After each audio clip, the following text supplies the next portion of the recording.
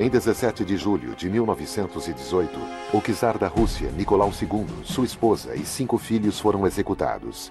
Seus corpos não puderam ser encontrados.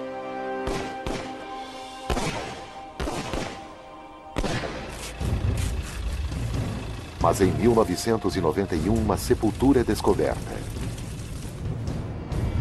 Faltam 2 crianças. Sempre houve a confusão, o mito e a possibilidade de algum ou alguns deles terem sobrevivido. Em 2007, uma segunda sepultura é descoberta.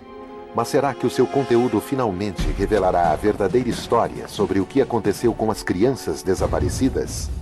Investigando registros não publicados de tentativas de resgate da família do czar e entrando em contato com cientistas forenses, juntando esforços para extrair provas de ossos extremamente deteriorados, nós abrimos os arquivos confidenciais sobre os Romanoves.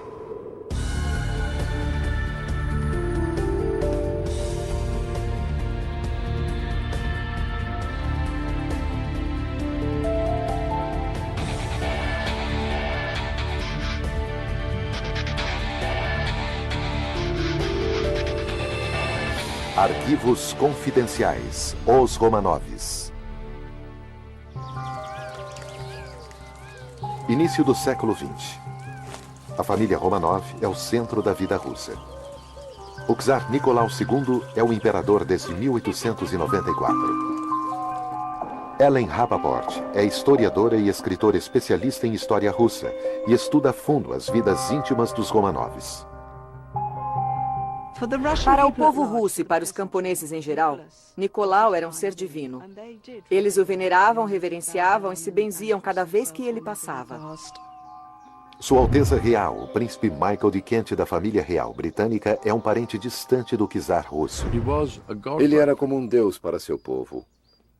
Então essa reverência era muito significativa. Com sua esposa de origem alemã, a czarina Alexandra, eles formam o perfeito casal real. O que mantinha a popularidade da família Romanov era, sem dúvida, aquelas crianças de beleza extraordinária. Olga, Tatiana, Maria e Anastácia são as 4 adoradas filhas. O filho mais jovem e herdeiro do trono é Alexei. A residência oficial da família é aqui, no Palácio de Inverno, em São Petersburgo. A historiadora Charlotte Zipfat escreve sobre as vidas dos Romanovs. O Palácio de Inverno é o cenário mais extraordinário para se viver e crescer. Temos milhares de metros quadrados folheados em ouro e quilômetros de mármore ao nosso redor. Em um completo contraste, em 1914 a Rússia está em agitação. A Alemanha declara guerra e em um ano, aproximadamente, 1,5 milhão de russos são mortos ou feridos. Andrew Cook é historiador e um especialista em serviço secreto britânico do início do século XX. Cada fracasso da máquina de guerra russa é refletida no governo russo, que na verdade é Nicolau. Ele agora é visto como responsável pessoalmente.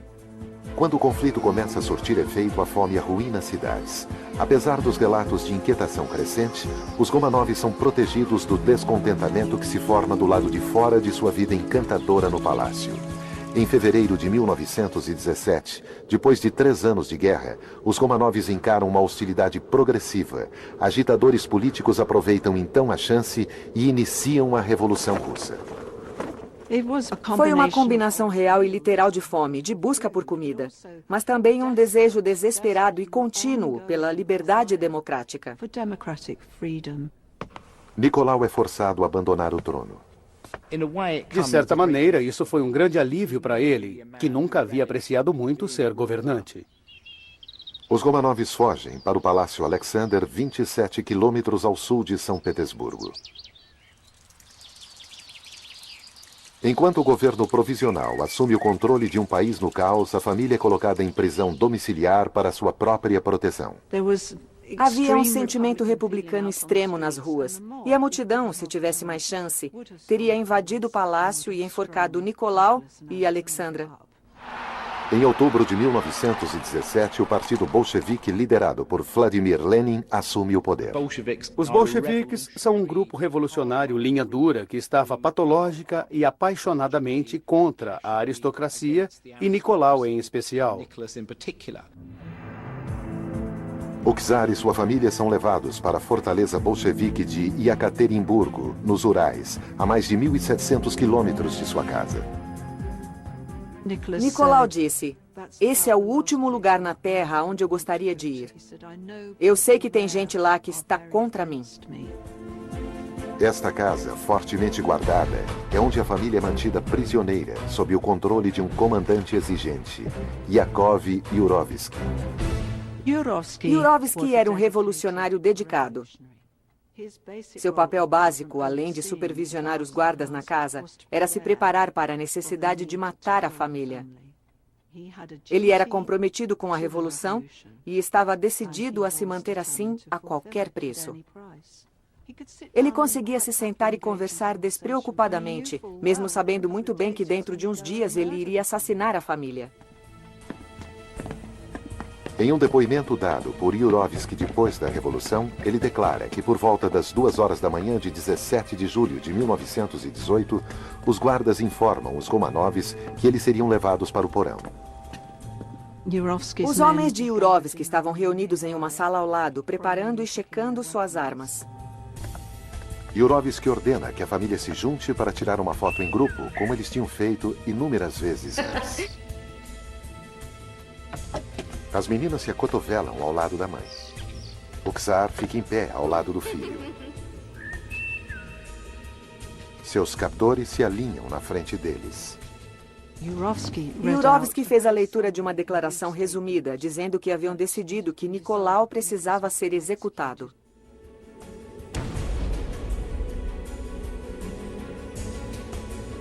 A família não acredita.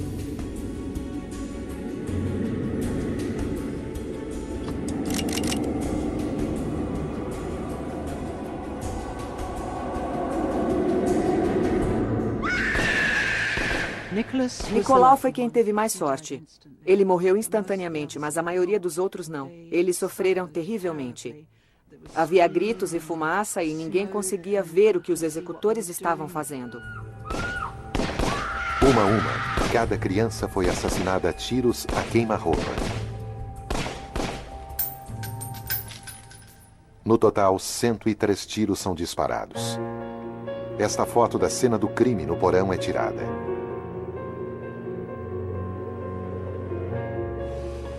Agora os bolcheviques precisam garantir que os corpos não sejam resgatados e exaltados como mártires por simpatizantes czaristas. Os relatos escritos por Yurovsky descrevem os eventos terríveis que se seguem.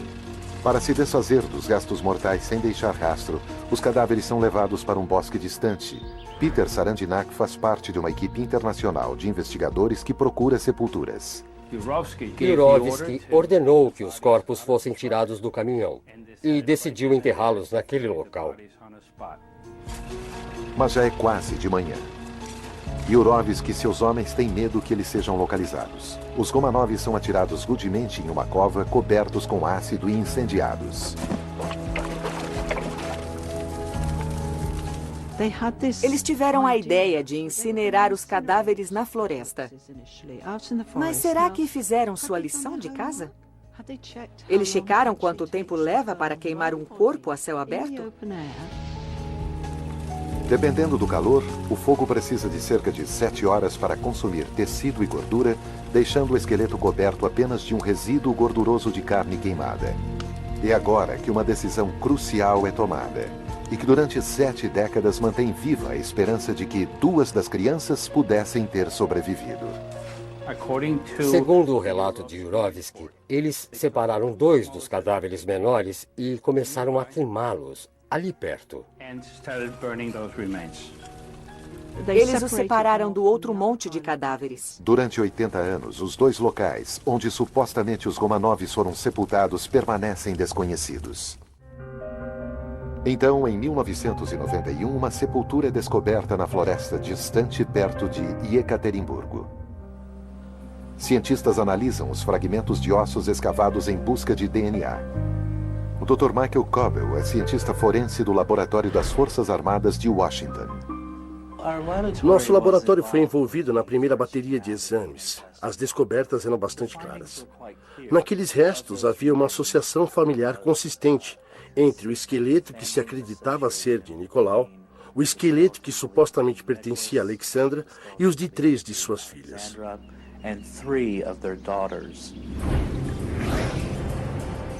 Esta é a fortaleza de Pedro e Paulo, em São Petersburgo. Em 1998, 7 anos depois de seus ossos serem exumados, o czar Nicolau II e 4 membros de sua família são enterrados aqui. Os Romanov são canonizados santos. O príncipe Michael de Kent esteve na cerimônia. Foi um momento muito comovente. Ali, os czares sempre eram enterrados desde que Pedro o Grande criou a cidade. Um par de túmulos permanece desocupado, um para Alexei, o jovem príncipe herdeiro do trono, e outro para uma das filhas, Maria ou Anastácia. O grande mistério era o que teria acontecido às crianças desaparecidas. Era uma história fechada, mas não havia dúvida que um dia seriam encontrados. Decidido a descobrir a verdade, ano após ano, Peter Sarandinak e sua equipe sistematicamente vasculham a área ao redor do túmulo do czar à procura de uma segunda sepultura.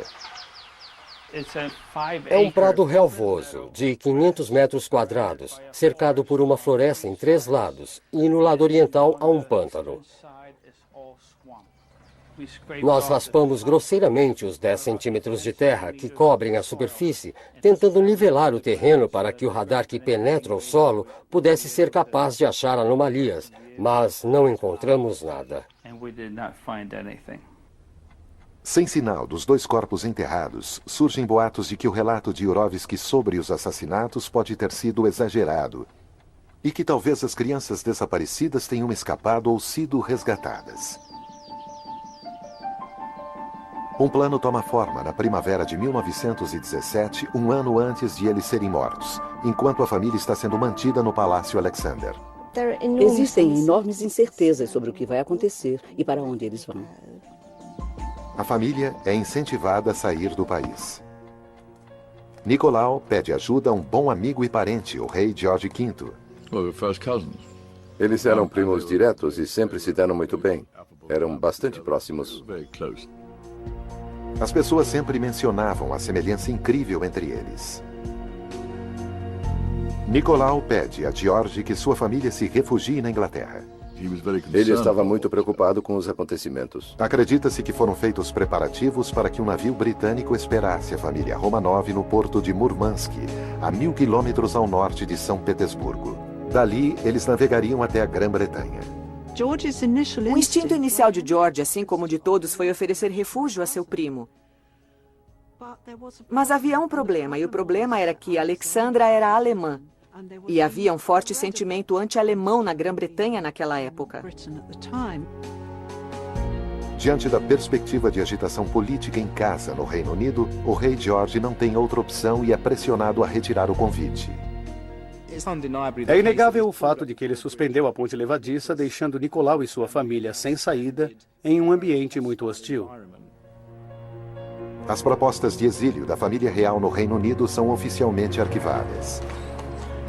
Quando a Guerra Civil começa, a família é forçada a deixar São Petersburgo e são levados para Iekaterimburgo. E parece que seu destino está selado. A mansão onde a família é mantida é ameaçadoramente rebatizada pelo novo governo de a Casa da Finalidade Especial. Fortemente guardada, torna-se uma prisão.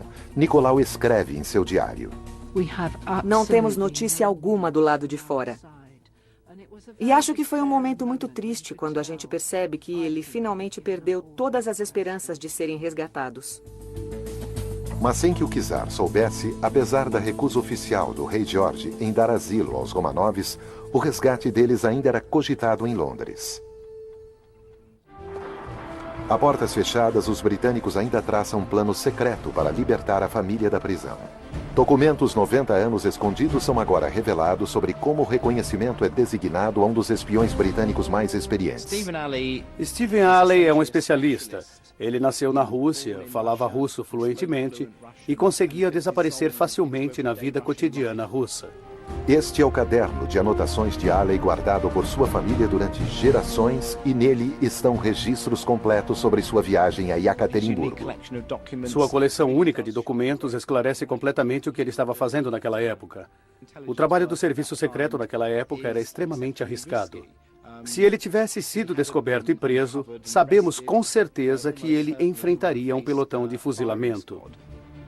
O diário de Alley também traz um desenho da localização da casa onde os Romanovs estavam sendo mantidos. Junto com arquivos russos, agora é possível construir uma imagem precisa de sua prisão.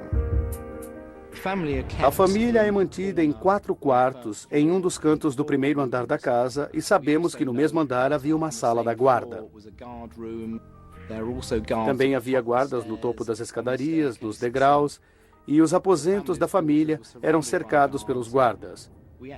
Hoje vemos listas com nomes dos funcionários e indivíduos que estavam lá. Podemos ver os turnos e quantas pessoas trabalhavam lá. Havia metralhadoras miradas contra a casa a partir da torre do sino da igreja do outro lado da rua. Havia metralhadoras colocadas no jardim e no porão. Não havia jeito de a família sair de lá sem um derramamento de sangue. Alley deve ter notificado que aquela era uma missão suicida e que não era uma situação onde ele conseguiria imaginar uma possibilidade realística de sucesso. O plano de Alley para resgatar os Romanovs nunca é tentado, mas quando 5 corpos são identificados em 1991, 2 das crianças não são encontradas. Persiste a especulação de que, de alguma forma, eles conseguiram escapar. O mistério de seu desaparecimento permanece sem solução. O tempo todo permanece essa confusão entre o mito e a possibilidade de algum ou alguns membros terem sobrevivido. Então, em junho de 2007, uma segunda sepultura é descoberta a apenas 60 metros da primeira. Embora estes ossos foram picados e queimados, os apenas 44 pedaços pequenos ainda deram pistas de que tínhamos 2 pessoas, um garoto entre 12 e 15 anos e uma garota entre 17 e 19 anos. Só é possível determinar a quem os restos mortais estilhaçados pertenciam através do DNA deles. Mas desta vez, os cientistas encaram um desafio quase insuperável. Evgeny Rogaev é líder no campo da identificação genética e é convidado pelas autoridades russas para tentar extrair o DNA dos ossos recém-descobertos. Quando olhamos para os fragmentos, não conseguíamos acreditar. É um desafio para os geneticistas trabalhar com DNA realmente deteriorado. A maioria dos fragmentos eram pequenos demais para o exame de DNA. Havia cerca de 10 fragmentos de ossos que eram grandes o bastante para o exame.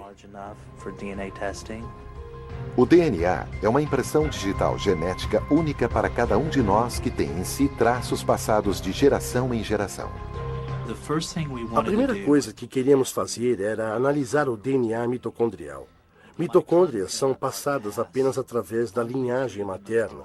Então, as mães dão o seu tipo de mitocôndria para os seus filhos.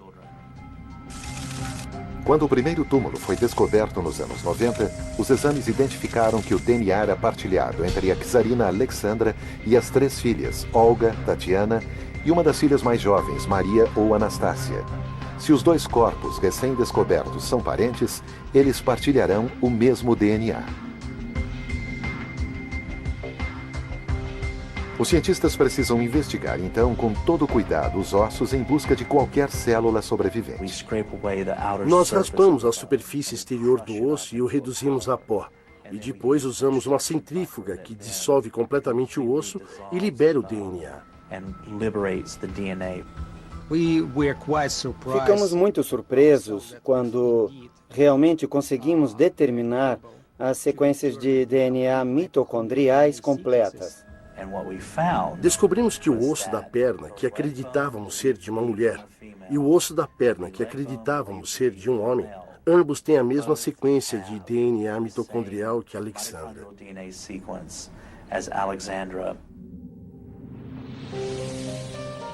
Mas o trabalho ainda está longe de terminar. Para obter uma conclusão completa e indiscutível, os investigadores precisam encontrar uma semelhança entre estas crianças e seu pai. Para isso, um confronto direto é exigido. Mas pelo que os cientistas têm conhecimento, existe apenas uma amostra do DNA do czar Nicolau de quando ele estava vivo. E eles também sabem que ela foi perdida há muitas décadas. Em 1891, durante uma viagem a Osaka, no Japão, Nicolau Romanov, na época herdeiro do trono, foi atacado. A camisa de Nicolau ficou coberta de sangue. Ele ficou segurando a lateral de sua cabeça para estancar o sangramento. A camisa de Nicolau II, com traços de sangue, ficou guardada no Museu Hermitage, em São Petersburgo.